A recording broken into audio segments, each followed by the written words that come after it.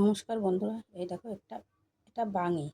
আজ বাঙির তরকারি করে দেখাবো তোমাদেরকে। নমস্কার বন্ধুরা, আজ আমি বাঙি দিয়ে চিংড়ি মাছের ঘন্ট করে দেখাবো তোমাদেরকে। এই যে আমি বাঙি কেটে ধুয়ে রেখেছি, আর এখানে চিংড়ি মাছগুলো কেটে বেছে ধুয়ে রেখেছি। এখানে কড়াইটা বসিয়ে দিয়েছি, কড়াইটা গরম হয়ে গিয়েছে। এখানে দিয়ে দেব সামান্য সরষের তেল।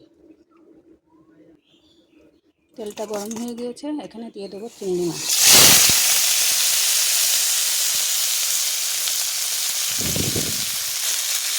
দিয়ে দেবো সামান্য হলুদ, আর দিয়ে দেবো সামান্য লবণ। হলুদ দিয়ে মাছটাকে ভালো করে ভেজে নেব।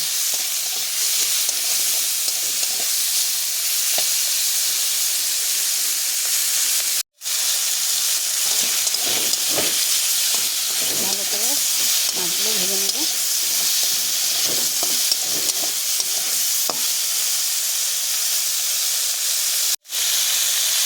মাছগুলো ভাজা হয়ে গেছে, এবার আমি তুলে নেব।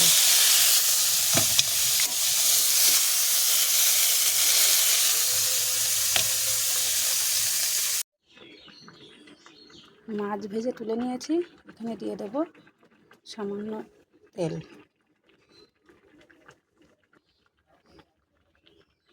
তেলটা গরম হয়ে গিয়েছে, এখানে দিয়ে দেব কেটে রাখা আলু। আলুটা দিয়ে ভালো করে নাড়াচাড়া করে নেব।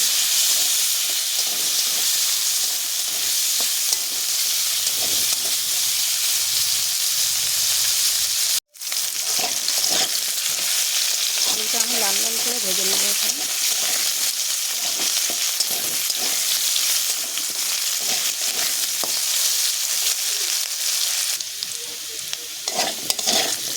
দেখো, এখানে আলুটা বেশ ভালোই ভাজা হয়ে গিয়েছে। এবার আমি এখানে দিয়ে দেবো কেটে রাখা বাঙি।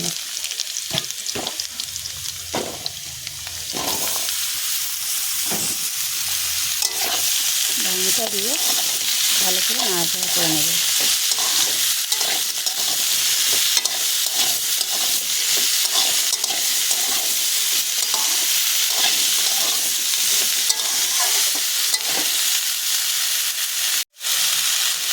এবার আমি এখানে দিয়ে দেবো 1 চামচ হলুদ গুঁড়ো, আর দিয়ে দেবো স্বাদ মতো নুন। দিয়ে আমি ভালো করে নাড়াচাড়া করে নেব।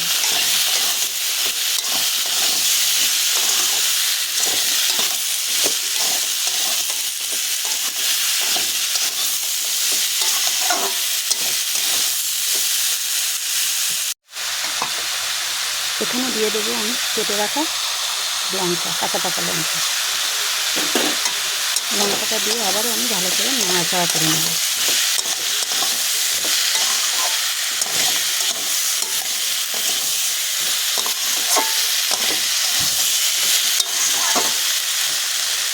এবার আমি এখানে দিয়ে দেবো মাছ মতো জল।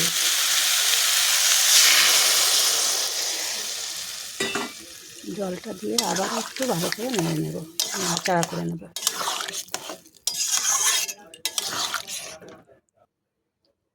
এবার আমি এখানে ঢেকে দেবো 10 মিনিটের জন্য।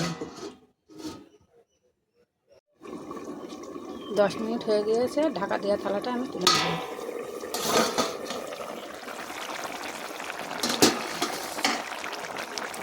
একটু ভালো করে নাড়াচাড়া করে দেবো।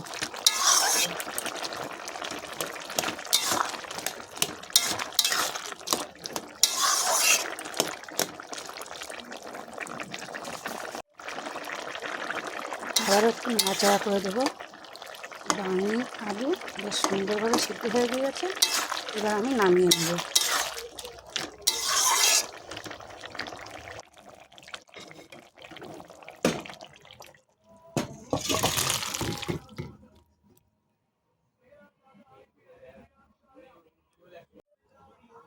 কড়াইটা ধুয়ে আমি বসিয়ে দিয়েছি, কড়াইটা গরম হয়ে গিয়েছে। এখানে আবারও একটু তেল দিয়ে দেবো।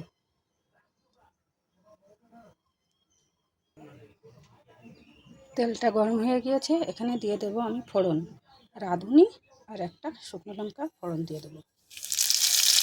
আমি এখানে দিয়ে দেবো ঢেলে রাখা তরকারিটা।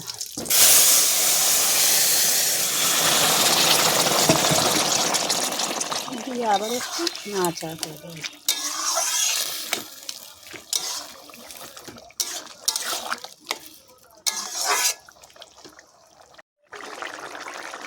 এবার আমি এখানে দিয়ে দেবো ভেজে রাখা চিংড়ি মাছ। চিংড়ি মাছগুলো দিয়ে আবার একটু ভালো করে নাড়াচাড়া করে দেবো।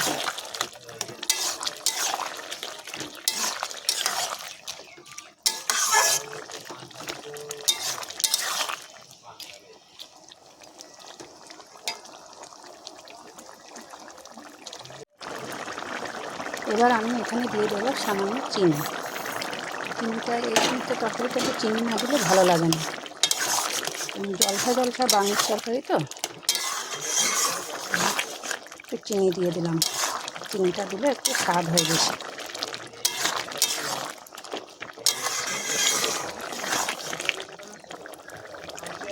আমি তো একটু চিনি দিয়েই খাই, যদি তোমাদের ভালো না লাগে চিনিটা না দিতেও পারো।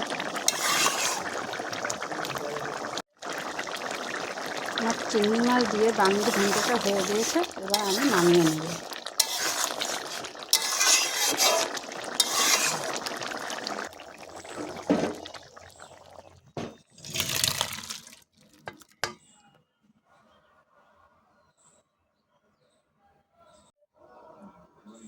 বন্ধুরা, চিংড়ি মাছ দিয়ে বাঙির ঘন্ট হয়ে গিয়েছে।